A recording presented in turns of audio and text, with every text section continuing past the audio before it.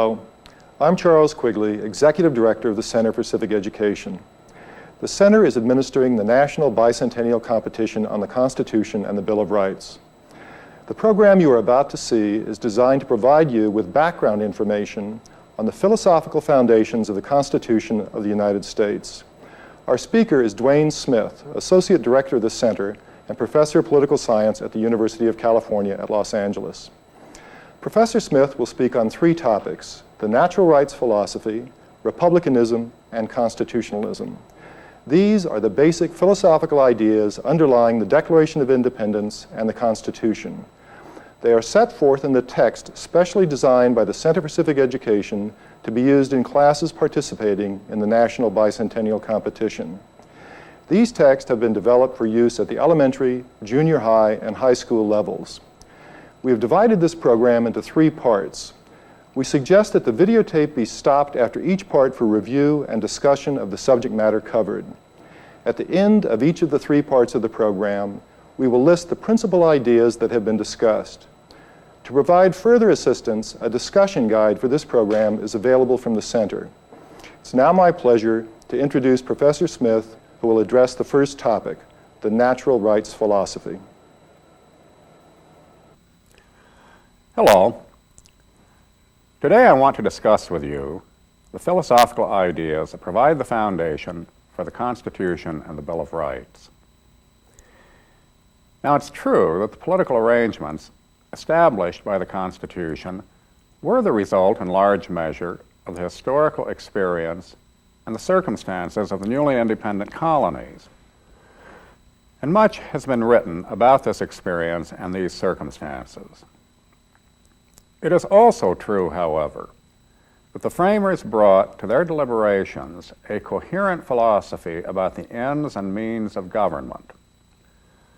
This philosophy, sometimes implicit, sometimes explicit, guided their deliberations and informed the choices they made among competing solutions to pressing problems.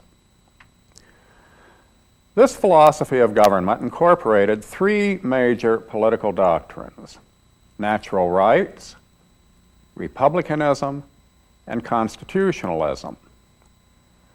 These three doctrines were part of the common intellectual currency of 18th century America. Now, it's important, if we are to understand the events surrounding the adoption and ratification of the Constitution, to remember that the discussion of these issues was not limited to a small intellectual elite. A knowledge of these philosophies was, in fact, widespread. This is not, of course, to claim that most Americans had read the works of philosophers such as Locke or Montesquieu, but many had become acquainted with their ideas by reading the pamphlets that were published by the hundreds during the Revolution, as well as during the debates over the ratification and adoption of the Constitution. In addition, the doctrines of these and other philosophers had also been preached from numerous pulpits and promulgated in the pages of many of the 38 newspapers that existed in the colonies by 1775. The modern reader must be struck, for instance, by the frequency with which the authors of the numerous pamphlets and newspaper articles published during the ratification controversy appealed to the authority of the man they called the celebrated Montesquieu. These pamphlets were intended for a relatively wide audience, and one can only assume that the authors took it for granted that their readers would know who Montesquieu was and be acquainted with his theories of Republican government. It surely is one of the more interesting aspects of this episode in American history that these were people who took ideas seriously, who believed, in short, that ideas have consequences. The challenge before them, as they understood it, was to apply the ideas to the circumstances of the moment, to transform the ideas into political reality. Now, if we wish to think seriously about government, there are certain basic questions we have to ask. For example, we need to figure out how legitimate governments are established. Or to put it in slightly different terms, we have to ask, what is the foundation of legitimate political authority? We also want to determine what the extent of political authority ought to be. Should it extend to all aspects of life, or only to certain of our actions?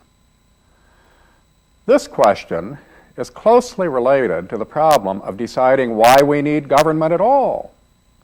To figure out why we would prefer to live under a government than to have no government is to answer one of the basic questions of political philosophy, and will help us to determine what governments should do. Nearly 100 years before the framers met in Philadelphia to write the United States Constitution, the English philosopher John Locke published the second treatise of civil government. Locke's immediate purpose was to justify the glorious revolution of 1688 and to deny the claims of absolute monarchy based on divine right. The result of this revolution, of course, was the establishment of the doctrine of parliamentary supremacy in England. Locke held that the inalienable rights of individuals form the basis of all rightful governments. According to him, individuals possess these rights simply by virtue of their humanity. They antedate the existence of any government. The authority exercised by governments is exercised on the basis of the consent of the governed, and they consent to the exercise of that authority in order to acquire security for their natural rights to life, to liberty, and estate. In order to make his argument supporting these claims about legitimate government, Locke inquired into what he called the true original extent and end of civil government. In other words, he addressed those questions, as all political philosophers have, that must be addressed if we are to make a serious argument about government. In order to deny the claims of absolute monarchy based on divine right, for instance, Locke had to try to figure out how legitimate government is established and what the basis of its political authority is, how extensive it should be, and what it ought to be used for. Notice that these are not questions that can be answered simply by appealing to facts. Hence, the example of history cannot be viewed as authoritative. History will show what has been, not what should be. Many rulers, after all, have acquired power simply by seizing it, and they have used it primarily for their own aggrandizement. This is not, however, generally regarded as an example of legitimate political authority and its use.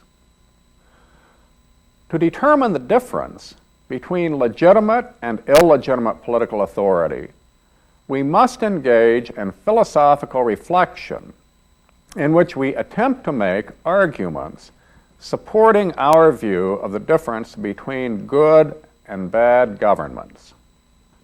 Locke approached the problem, as others had, by thinking about what life would be like without government.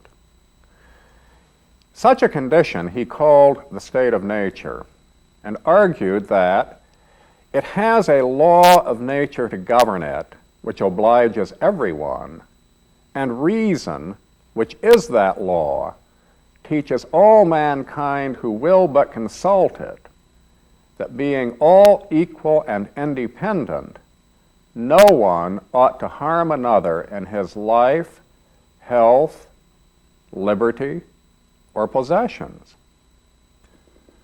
But why would people choose to leave such a state? Locke asked the question this way: if man in the state of nature be so free as has been said, if he be absolute lord of his own person and possessions, equal to the greatest and subject to nobody, why will he part with his freedom, this empire, and subject himself to the dominion and control of any other power? To which it is obvious to answer that though in the state of nature he hath such a right, yet the enjoyment of it is very uncertain and constantly exposed to the invasion of others.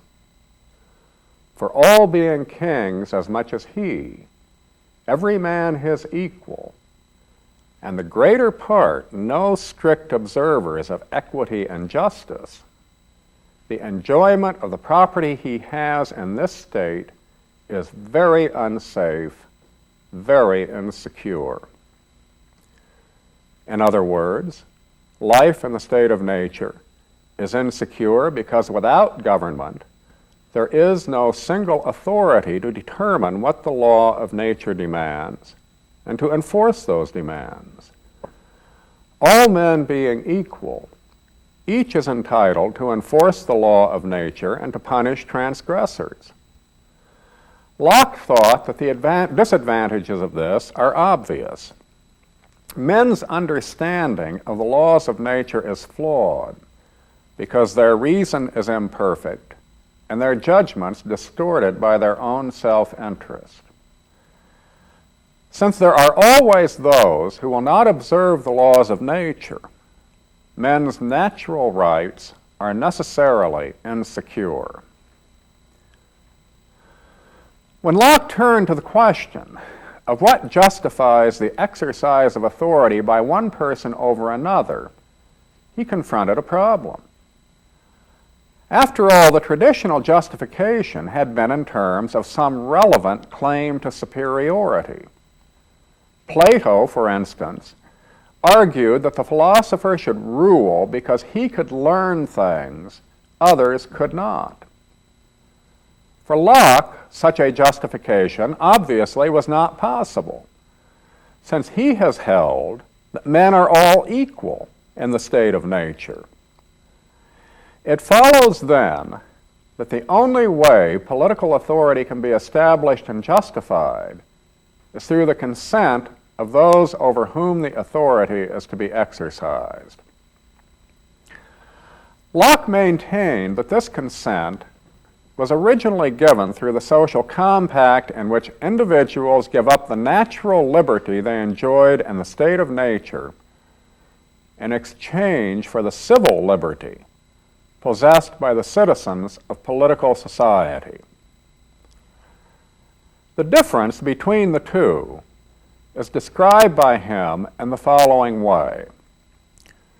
The natural liberty of man is to be free from any superior power on earth and not to be under the will or legislative authority of man, but to have only the law of nature for his rule. The liberty of man in society, he went on to write, is to be under no other legislative power but that established by consent in the Commonwealth, nor under the dominion of any will or restraint of any law, but what the legislative shall enact according to the trust put in it.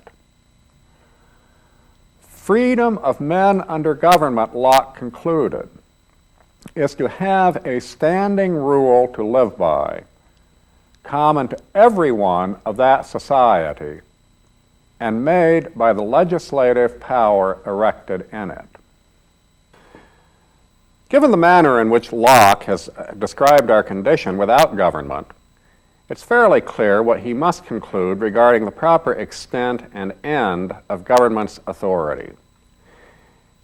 He has told us that the state of nature, however free, is full of fears and continual dangers. People want government, then, in order to escape from these fears and continual dangers. They unite with one another, as he put it, for the mutual preservation of their lives, liberties, and estates, which I call by the general name property. He describes the proper end of government in the following words: "The great and chief end, therefore, of men uniting into commonwealths and putting themselves under government is the preservation of their property, to which in the state of nature there are many things wanting." Just as the conclusion about the proper end of government is easily derived from the reason why people establish it in the first place, so the extent of government can be derived from Locke's description of government's proper end. He described the extent of the government's authority this way: "The power of the society," he wrote, "or legislative constituted by them, can never be supposed to extend farther than the common good." In other words, the exercise of political authority ought to be limited to those actions which are necessary for the accomplishment of those tasks for which that authority was established, namely, the attainment of security for the lives, liberties, and estates of the citizens. In Locke's view, the basic problem that creates the need for government in the first place is obviously the imperfection of human nature. To put it in the language of Christian theology, by which Locke, with his Puritan background, was greatly influenced, the problem could be located in man's fall from grace. Stained with original sin, men are bound to ignore or misinterpret the laws of nature in their pursuit of personal gain. However, the same problem, man's fallen nature, that creates the need for government in the first place, creates the major problem of government. After all, those who are to exercise political authority in order to provide security for the citizens through the rule of law are equally fallen. Hence, they cannot really be trusted with political authority, since they may use it to pursue their own advantage rather than to provide safety for the political community. It is important to remind ourselves that the political philosophy of natural rights was influenced by both Puritan and Enlightenment ideas. And nowhere is the Puritan influence more easily illustrated than in this basic perception of human nature and its relationship to the political order.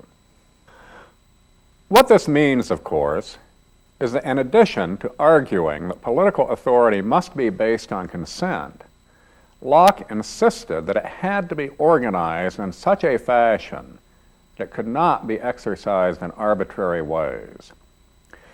He tells us that slavery consists in being subject to arbitrary authority, while the liberty of political society consists in being subject only to the lawfully constituted and exercised authority to which we have consented.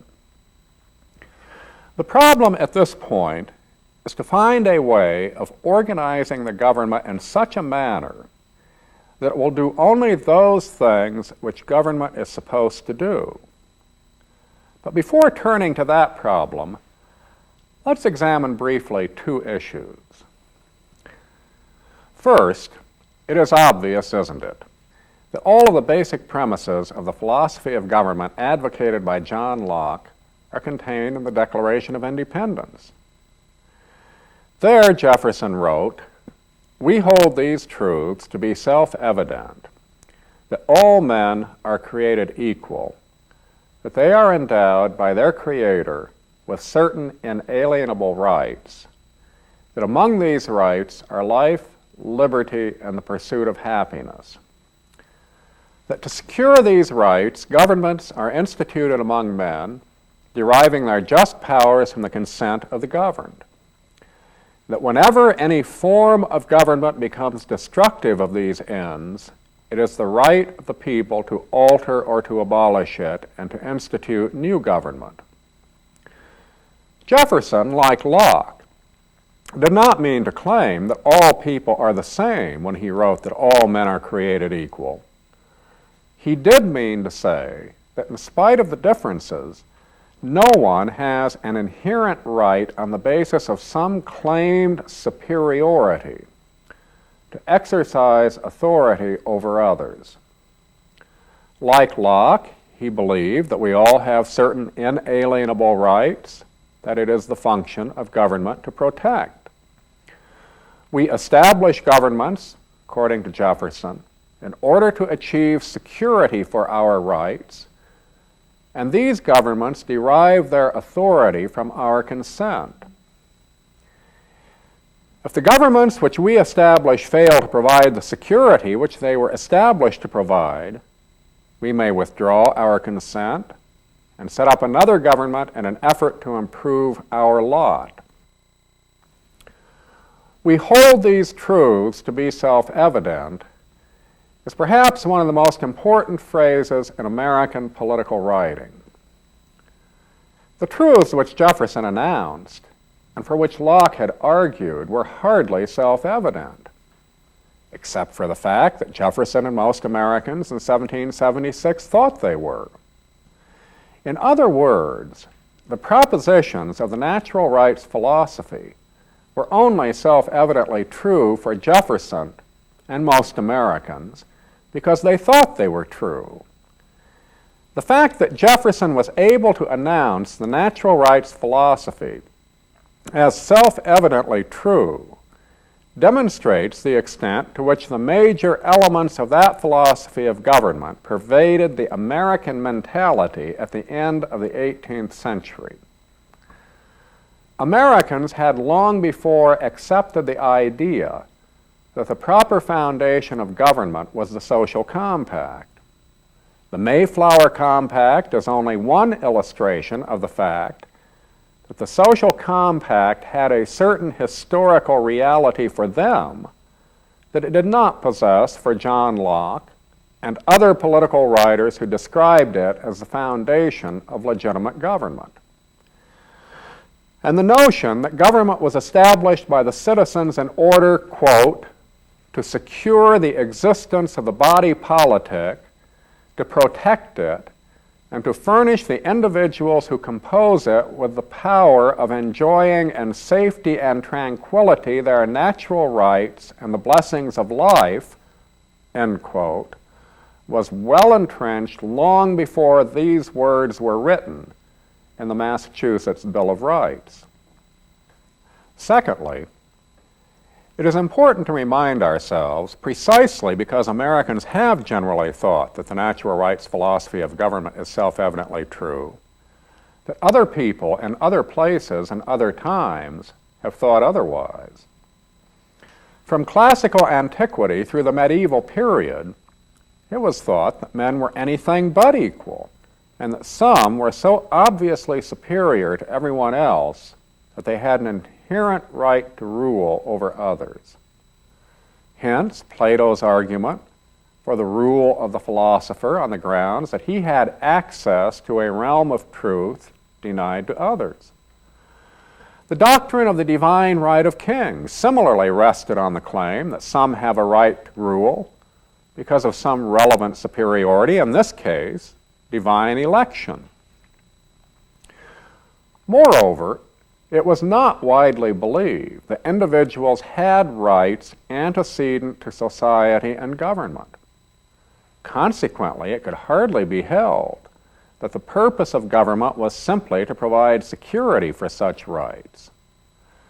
Instead, it was claimed by many, Aristotle and St. Thomas Aquinas, for instance, that the purpose of the political order is to help people develop those moral and intellectual qualities that make them distinctively human.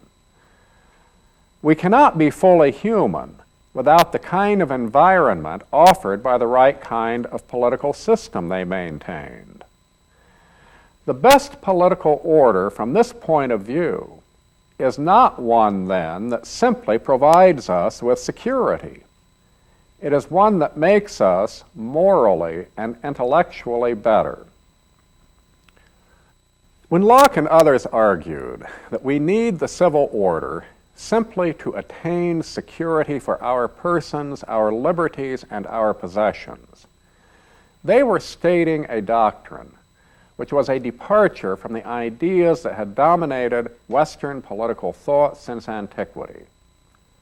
But by the 18th century, this concept of the political order had become entrenched in the thinking of Americans, who took it for granted and made it one of the foundation stones of the Revolution and of the government that was established by the Constitution that emerged from the Philadelphia Convention.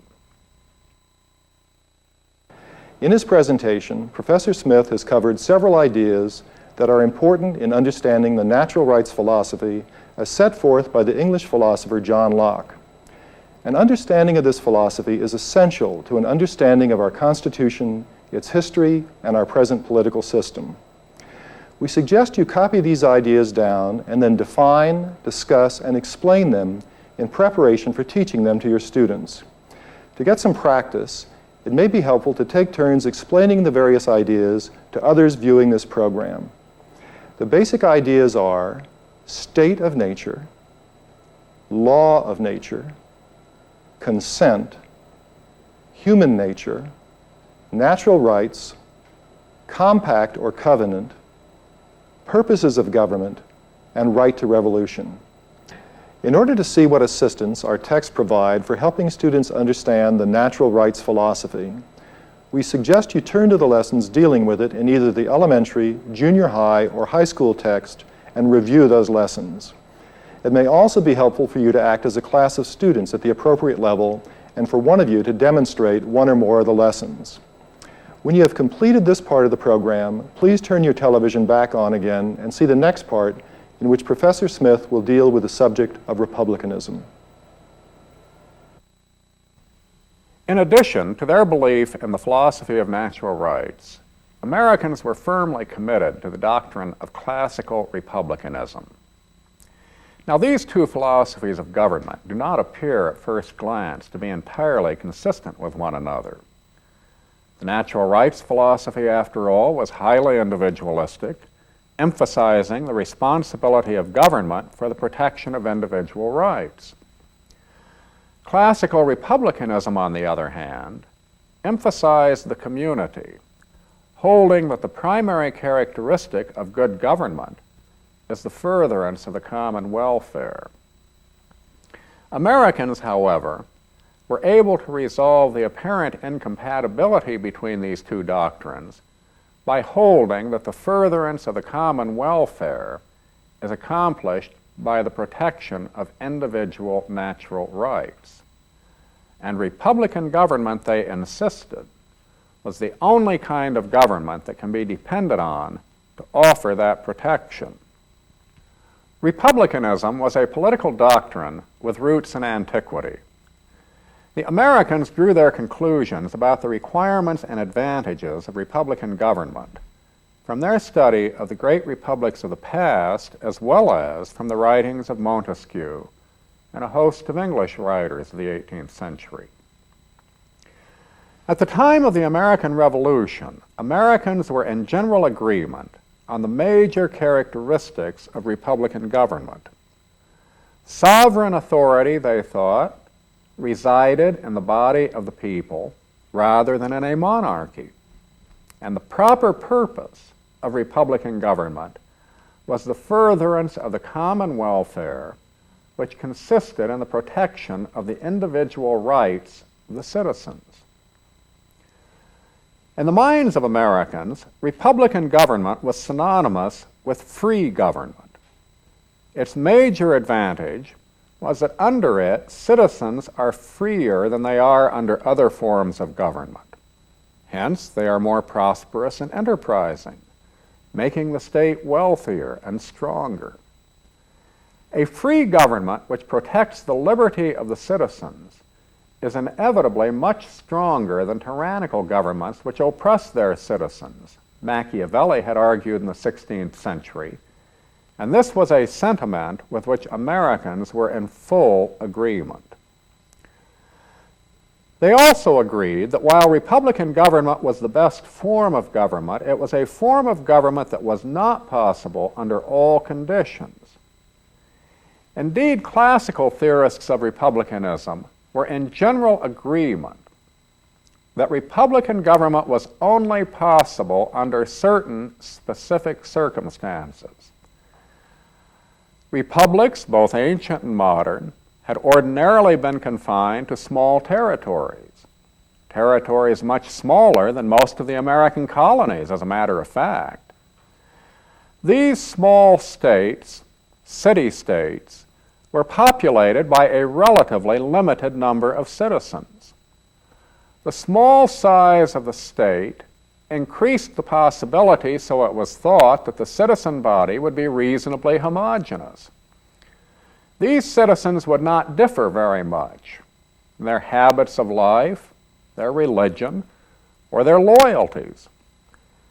Many of the advocates of Republican government were convinced, in addition, that great disparities of wealth made Republican government impossible. Hence, they maintained that the majority, at least, of the citizens should be of the middle class. Citizens who had enough land and money to ensure a degree of independence, without at the same time having so much wealth that it was not necessary for them to work for a living, were generally thought to be necessary for the success of Republican institutions. Each of these requirements was clearly related to the basic purpose of Republican government, namely the attainment of the common welfare. A small community populated by a predominantly middle-class citizenry which shared common attitudes and goals would be much more likely to reach agreement about what the common welfare is than a large heterogeneous population.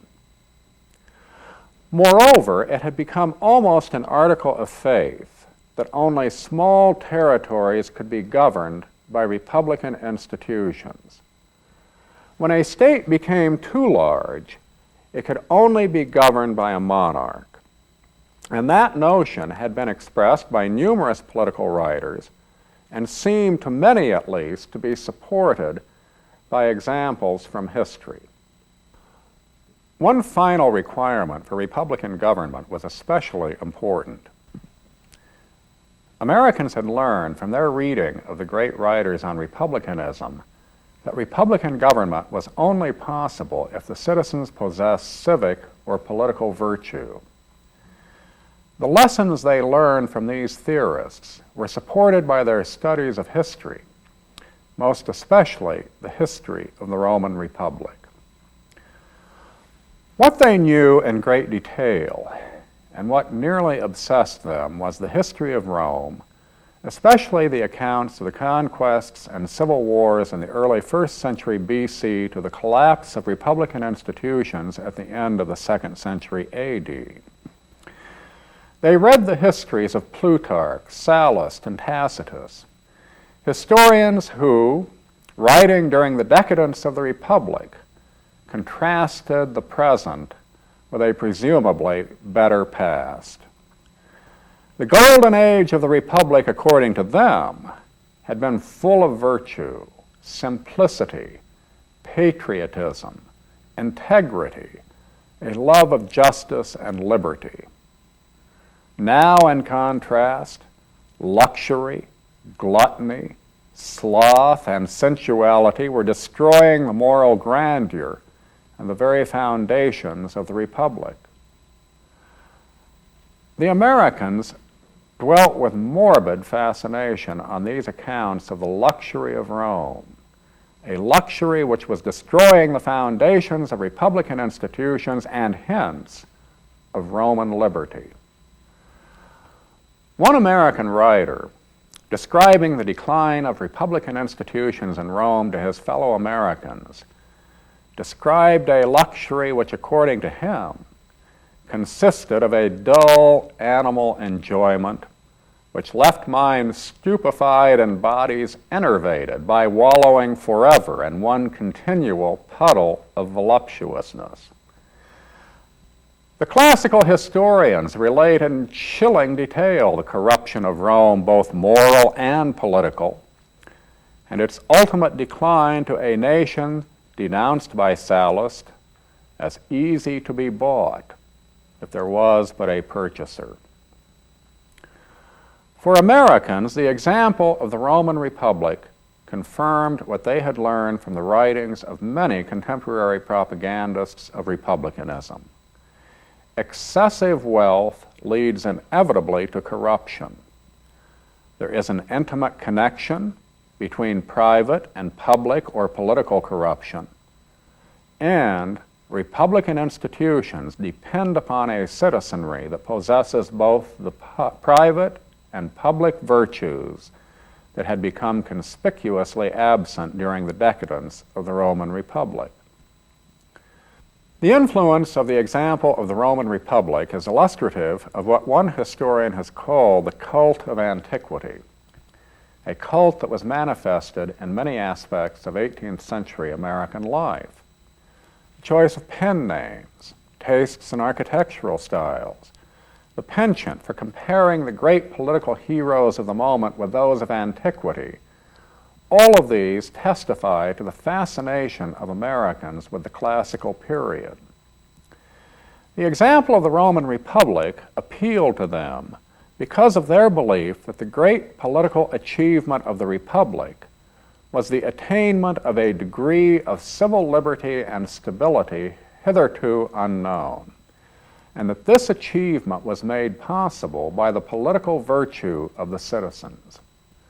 Cincinnatus, who took up the sword when the defense of the Republic required it, and returned to his plow when his services were no longer needed, was seen as the very personification of Republican virtue, and it is not insignificant that George Washington was so frequently compared to him. Perhaps even more importantly, Rome also demonstrated the awful result of personal and public corruption, namely the destruction of Republican institutions and the loss of liberty. The framers in Philadelphia took it for granted that the new Constitution they were to write must provide for the establishment of Republican government. As James Madison later said in Federalist 39, the first question that offers itself is whether the general form and aspect of the government be strictly Republican.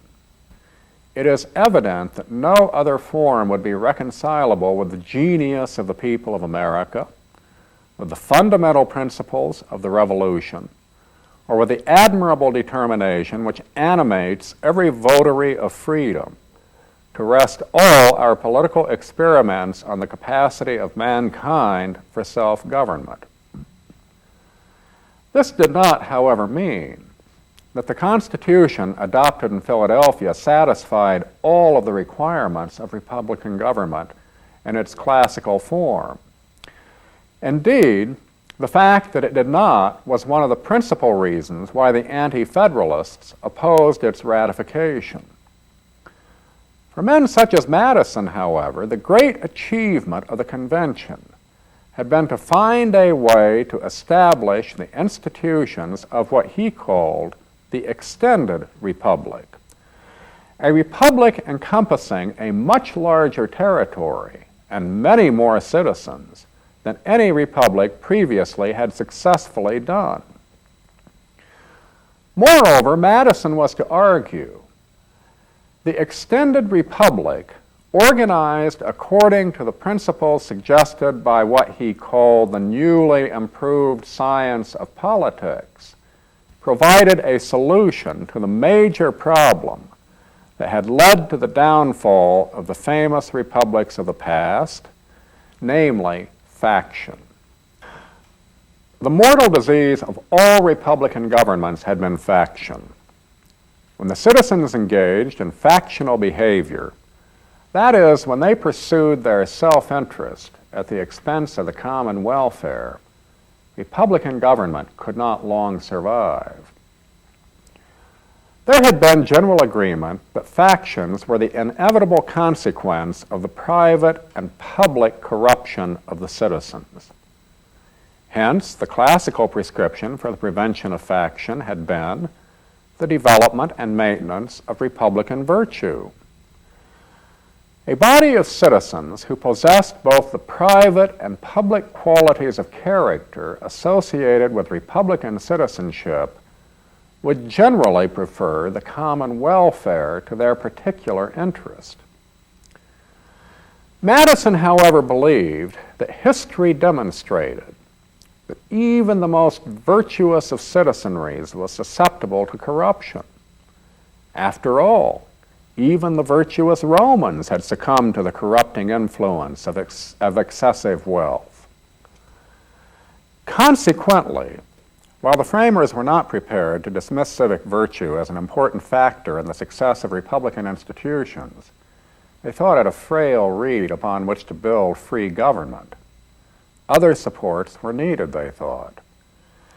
These were found in the size of the territory and the number of its inhabitants, the federal system, the representative principle, and separation of powers and checks and balances. These various institutional devices would make it less likely that self-interested individuals would be able to combine and form factions contrary to the common welfare. As Madison put it in Federalist 10, a rage for paper money, for an abolition of debts, for an equal division of property, or for any other improper or wicked project will be less likely to pervade the whole body of the Union than a particular member of it, in the same proportion as such a malady is more likely to taint a particular county or district than an entire state. In the extent and proper structure of the Union, therefore, we behold a Republican remedy for the diseases most incident to Republican government, he concluded. The result was that the framers' conception of Republican government was somewhat different from the classical notions of Republicanism. In his book, Are We to Be a Nation?, Richard Bernstein wrote, "At the heart of Republican thought was a deep concern with public virtue and an obsession with its opposite, corruption." While it would be a mistake to claim that the framers completely abandoned these notions, they tended to conceive of Republican government in institutional rather than moral and sociological terms. Consequently, Madison defined a republic as, quote, "a government which derives all its powers directly or indirectly from the great body of the people, and is administered by persons holding their offices during pleasure for a limited period or during good behavior. It is essential to such a government that it be derived from the great body of the society, not from an inconsiderable proportion or a favored class of it," end quote. It was assumed that such a government was the best form of government for the furtherance of the common welfare and the protection of the rights of the citizens. In his presentation, Professor Smith has covered several ideas that are important in understanding republicanism. Particular emphasis has been placed upon the ideas of the French political philosopher Montesquieu and James Madison, one of the most important of the framers of our Constitution. Copy these ideas down and be prepared to define, discuss, and explain them as they relate to the concept of republicanism in preparation for helping your students to learn them. You might want to take turns explaining the various ideas to each other. The basic ideas are civic virtue, common welfare or common good, Republican government, the purpose of Republican government, corrupt government, faction and factional behavior, the separation of powers, and checks and balances. In order to see what assistance our texts provide for helping students understand republicanism, we suggest you turn to the lessons dealing with it either in the elementary, junior high, or high school text and review those lessons. It may also be helpful for you to act as a class of students at the appropriate level and for one of you to demonstrate one or more of the lessons. When you have finished with this part of the program, watch the final part in which Professor Smith deals with the concept of constitutionalism or constitutional government. Finally, in addition to natural rights and republicanism, the framers were influenced in their deliberations by the idea of constitutionalism. While there were many disagreements at Philadelphia, there was no disagreement at all over the superiority of constitutional government and the necessity of a written constitution as the proper foundation of constitutional government.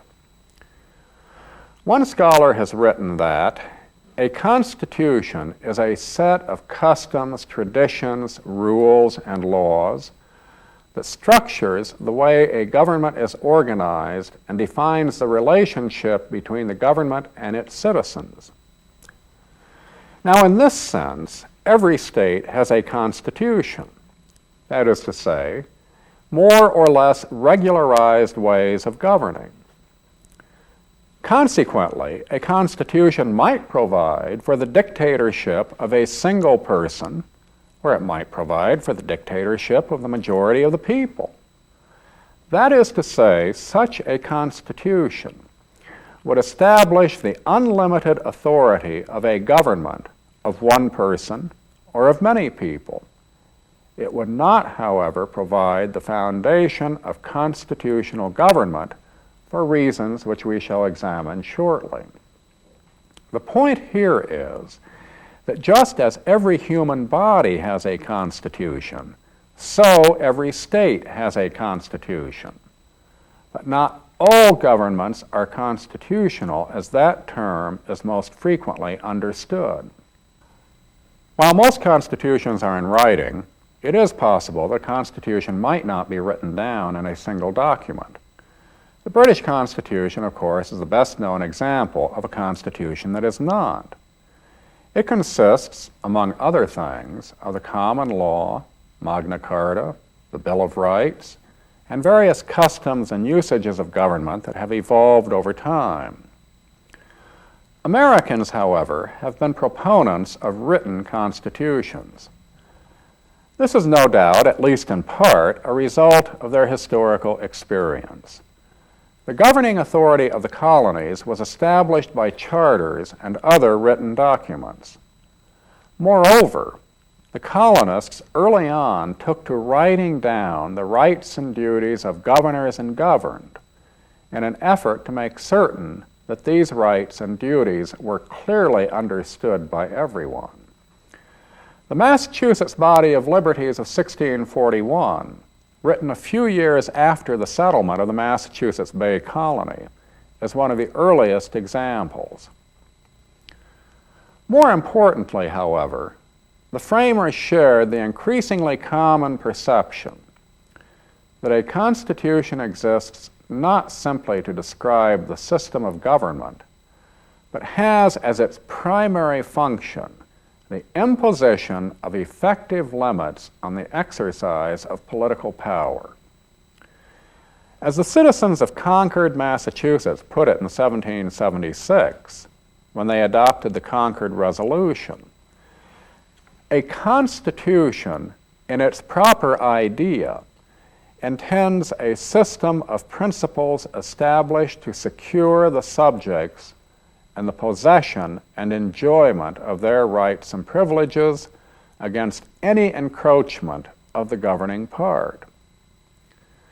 The great student of constitutional government, Charles McIlwain, was expressing the same idea when he wrote, "The two fundamental correlative elements of constitutionalism for which all lovers of liberty must yet fight are the legal limits to arbitrary power and a complete political responsibility of government to the governed." The idea of constitutionalism came to its greatest development during the period which witnessed the maturing of liberal democracy with its emphasis on the protection of individual rights against government intrusion. Consequently, it is hardly surprising that the notion of constitutional government is so closely tied up with the belief that the sphere of political authority must be clearly defined and its purpose limited to the protection of individual rights. The modern conception of constitutionalism also represented the culmination of a lengthy tradition of higher law thought. The idea that there is a realm of law above the enactments of any particular government has its roots in antiquity. It was further developed by St. Thomas Aquinas in the 13th century and became known as the natural law. The natural law was thought to provide a standard by which the laws passed by governments could be evaluated. It was also a law that was above the enactments of sovereigns and hence possessed a higher claim on the obligation of the citizen.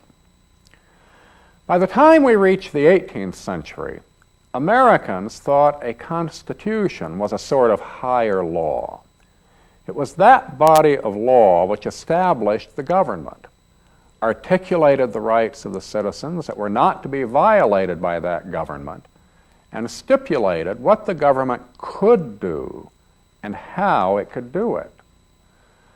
This is what Thomas Paine had in mind when he wrote, "A constitution is a thing antecedent to a government. A government is only the creature of the Constitution." And the Constitution, which establishes the government, also imposes both substantive and procedural limitations on the exercise of power by that government. A constitutional political system does not simply refer to having a constitution, then. As a recent scholar put it, it does refer to structural and substantive limitations on government. It means having a particular kind of constitution. The framers were powerfully impressed with the inadequacy of written limits on the exercise of political power. A mere demarcation on parchment of the constitutional limits of the several departments is not a sufficient guard against those encroachments which lead to a tyrannical concentration of all the powers of government in the same hands, wrote Madison in the Federalist. For this reason, they viewed the separation of powers and checks and balances as an absolute requirement for constitutional government. Only if the powers of government were properly balanced among the various branches in such a way that the exercise of power was effectively checked would a constitution actually guard against the arbitrary and improper exercise of political power. The Constitution would then ensure that the political power delegated to the government by the sovereign people would be used only for the purpose for which the government was established by the people in the first place, namely the furtherance of the common welfare and the protection of individual natural rights. It was the influence of these ideas, the idea of natural right, the idea of republicanism, and the idea of constitutionalism on the political thinking of Americans at the end of the 18th century that led an American historian to write, "In the era of the American Revolution, more than at any other time in our history, ideas dominated our politics." It is true, of course, that Americans' thinking about political matters was shaped by their experience, and it goes without saying that the men in Philadelphia were influenced by their own particular interests. It would scarcely be realistic to assume that they were quite the assembly of demigods that Jefferson described, but it would be equally unrealistic to suggest that they were simply the automatic reflections of their particular economic interests, and that they were merely interested in protecting those interests. Such an argument explains some things about what the framers did, but it doesn't explain everything. As a result of the work of Professors Balin, Wood, and others, it is increasingly clear that if we are to understand what the framers did in Philadelphia, why they did it, and how they understood what they were doing, and this understanding is clearly a prerequisite for understanding the Constitution they produced, we must begin with an examination of those ideas which were part of the intellectual vocabulary of Americans, the ideas and ideals which Thomas Jefferson insisted were self-evidently true. Professor Smith's final presentation in this program has outlined the concept of constitutionalism and related ideas. A clear understanding of constitutionalism is an essential foundation for the instructional program of the national competition. We suggest you copy these ideas down. You should then be prepared to define, discuss, and explain them as they relate to the concept of constitutionalism. It might be helpful to take turns explaining the various ideas to others viewing this program. The basic ideas are constitution, written and unwritten constitutions, constitutional government, autocratic or dictatorial government, limited government, higher law, liberal democracy, natural law, and again, the separation of powers and checks and balances.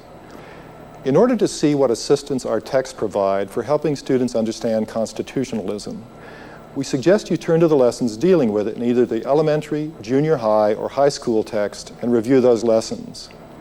It may also be helpful for you to act as a class of students at the appropriate level and for one of you to demonstrate one or more of the lessons. If you are interested in learning more about natural rights, republicanism, and constitutionalism, refer to the bibliography contained in the discussion guide accompanying this videotaped program.